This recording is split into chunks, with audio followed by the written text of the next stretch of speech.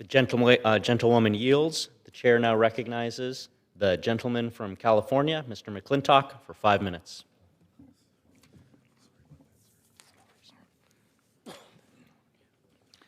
Mr. Speaker, freedom of speech is the beating heart of a democracy. It's the entire reason that this building exists, so that we can talk out our differences. Free societies do not fear free speech, even when that speech is hateful or malignant or stupid. Free societies recognize that the only way to separate fact from fiction, love from hate, truth from lies, wisdom from folly, or good from evil is to put them side by side and to trust the people to know the difference. No central authority must ever be given the power to take this vital freedom away from the people or to punish anyone solely for expressing their opinions.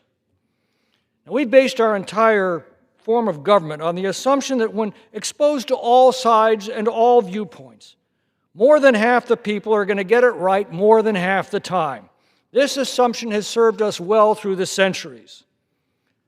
The left rejects this premise. For many years, leftists have told us that speech is violence and can be answered with violence. This justifies their shouting down opponents and disrupting peaceful assemblies. We've repeatedly watched leftist mobs burn our cities, loot shopkeepers, and assault people on the streets while leftist politicians egg them on. We see the growing physical attacks on law enforcement. The left used the FBI to suppress debate on critical issues ranging from COVID lockdowns to Biden family influence peddling to climate hysteria. It's called for government commissions to regulate it. In Europe, leftist governments now criminalize it.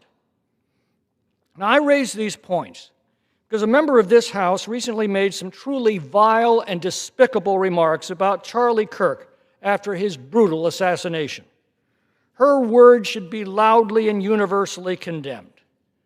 Now, last night on the House floor, a resolution of censure was brought against her in the name of Charlie Kirk to formally punish her for her hateful rhetoric. But what did Charlie Kirk say about hate speech?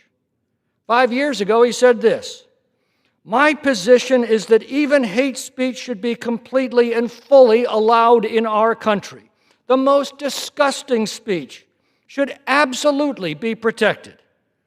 The ACLU used to hold this viewpoint. The American Civil Liberties Union sued so that actual Nazis could march through downtown Skokie. Now, why would the ACLU do this?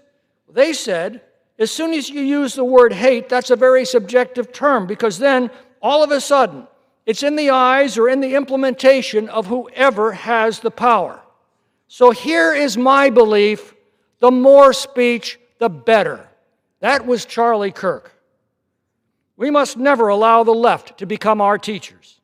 If we ever do, we will lose our country. There will be no moral high ground, no changing of minds, no rebirth of faith and freedom that we so desperately need. Free societies do not fear words and thoughts, even those that are hateful, ugly, evil, or obscene, because the same freedom that protects these darkest impulses of our nature also protects the right of men and women of goodwill to confront them, expose them, and reject them. The only true way to expose them as wrong is to do exactly what Charlie Kirk did until his last breath and with his last breath. When they call us Nazis and fascists and murderers, well, this might be hateful and hurtful, but it's speech nonetheless. It should be criticized in the strongest possible terms as irresponsible, inflammatory, outrageous, revolting, and wrong. It should be ridiculed and shamed.